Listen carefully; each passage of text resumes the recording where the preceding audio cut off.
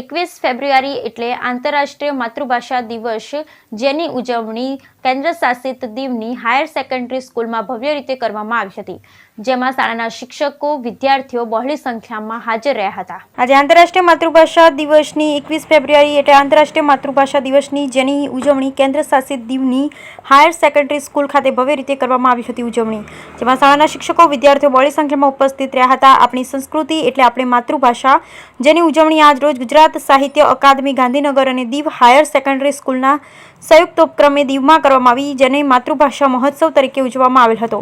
રાજ્યના કુલ 141 જગ્યાઓ પર આ કાર્યક્રમનું આયોજન કરવામાં આવેલ હતું, જેના ભાગરૂપે કેન્દ્ર શાસિત દીવમાં મારી માતૃભાષા ગુજરાતી અને ગુજરાતી ભાષા પર વિશેષ જ્ઞાન અને મહિમા જ્ઞાન રજૂ કરવામાં આવ્યું હતું. કાર્યક્રમના સંયોજક તરીકે દર્શનાબેન વ્યાસ, જ્યારે સંચાલક તરીકે વંદનાબેન કામલિયાએ સુંદર આયોજન કરવામાં આવ્યું હતું, જેમાં ગુજરાતી આપણી માતૃભાષા છે, જેમને માતાના ધાવણ જેટલું મહત્વ ગણાવ્યું છે. સાથે આપણી માતૃભાષા એ આપણું ગૌરવ છે, સંસ્કૃતિ અને સનાતન ધર્મ છે તેમ જણાવ્યું હતું.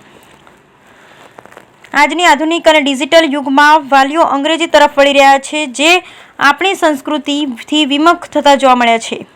આપણા દેશના વડાપ્રધાન નરેન્દ્ર મોદી, કે જેઓ પણ ગુજરાતના છે અને સનાતન ધર્મ અને સંસ્કૃતિને જતન કરી રહ્યા છે અને આપણી વિરાસત ફરી લાવી રહ્યા છે, તેમણે વિશ્વમાં જેટલા વેપારીઓ છે તે પણ બધા ગુજરાતીઓ જ છે અને ગુજરાતી જ ભણેલા છે. ત્યારે દુનિયાના ખૂણામાં ભલે એ પણ આપણે આપણી માતૃભાષા ન ભૂલવી જોઈએ, તેનું જ સ્મરણ કરવું જોઈએ અને આવનારી પેઢીને પણ કરાવવું જોઈએ. આજના કાર્યક્રમમાં વિદ્યાર્થીઓ પોતાની અદ્ભુત કલા ગુજરાતી ભાષા પર રજૂ કરી, સાથે શિક્ષકો, આચાર્ય દ્વારા પણ પોતાના મંતવ્યો રજૂ કર્યા હતા. જય હિન્દ. હું વંદના લાલજીભાઈ કામલિયા, શારીરિક શિક્ષિકા અને જમીનદાર વિભાગની એનસીસી દ્વિતીય શ્રેણીની અધિકારી છું, જે 8 ગુજરાત બટાલિયન જૂનાગઢથી સંયોજનમાં છું. સાથે સાથે દીવ હાઈ સેકન્ડરી સ્કૂલમાં હું શારીરિક શિક્ષિકા છું. આજે જ્યારે પૂરા વિશ્વમાં માતૃભાષા દિવસ ઉજવવામાં આવી રહ્યો છે, ત્યારે ગુજરાત એકેડેમી તરફથી અમને સાથે રાખીને આ ભાષાની ઉજવણી આ શાળામાં ઉજવી રહ્યા. બાળકોમાં, વિદ્યાર્થીઓમાં અને આ માતૃભાષાનો મહત્ત્વ વધતું રહે એના માટેનો આજે આ દિવસ 21 ફેબ્રુઆરી. નમસ્તે, હું એનસીસી કેડેટ ઈશા મોહન છું. હું હાઈ સેકન્ડરી સ્કૂલમાં 12મા ધોરણમાં ભણું છું.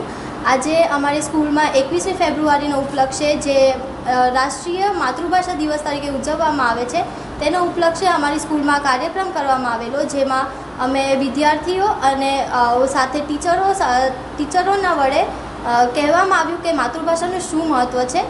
તેમાં હું કહીશ કે માતૃભાષા એટલે શું. માતૃભાષા એ આપણને માતા તરફથી મળતી ભાષા છે. આપણે જ્યારે જન્મીએ છીએ ત્યારે માતા પાસેથી વારસામાં આપણને જે ભાષા મળે છે તે આપણી માતૃભાષા.